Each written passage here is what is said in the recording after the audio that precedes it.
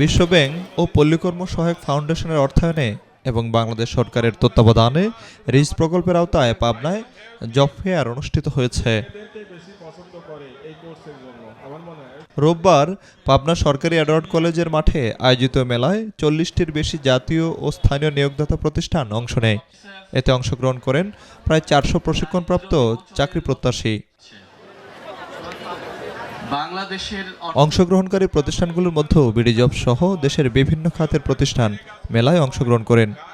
মেলায় অংশগ্রহণকারী চাকরি প্রার্থীরা সরাসরি নিয়োগদাতাদের সঙ্গে যোগাযোগের সুযোগ পান এবং তাৎক্ষণিক সাক্ষাৎকারে অংশ নেন। জব ফেয়ারে অংশ নিতে পেরে চাকরি প্রত্যাশীরা অনেকেই আনন্দিত।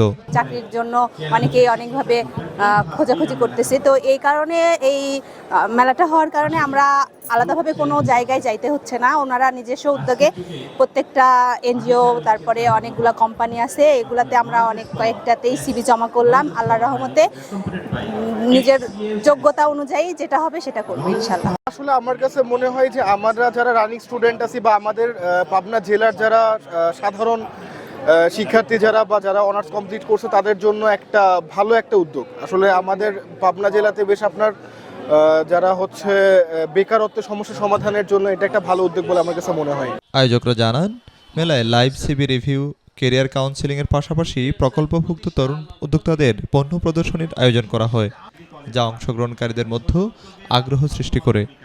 এটার মূল উদ্দেশ্য ছিল যে আমাদের দেশের যে জনসংখ্যা, বেকারের সমস্যা, সেইটাকে আমরা এই প্রজেক্টের মাধ্যমে তাদেরকে স্কিল ডেভেলপ করা হয়েছে বিভিন্ন ট্রেডে, 26টা থেকে 27টা ট্রেডে।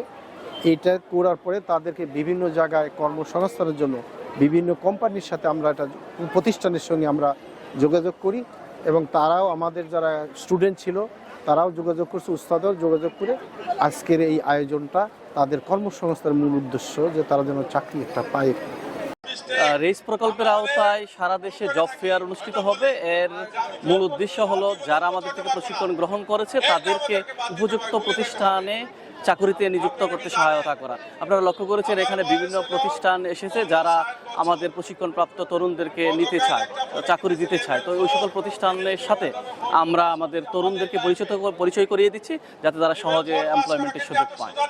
অনুষ্ঠানে প্রকল্পের শিক্ষানবিশ কার্যক্রম অংশ নেওয়া গ্রাজুয়েটদের মধ্যে 6 মাস মেয়াদী প্রশিক্ষণ শেষে সনদ বিতরণ করা হয়।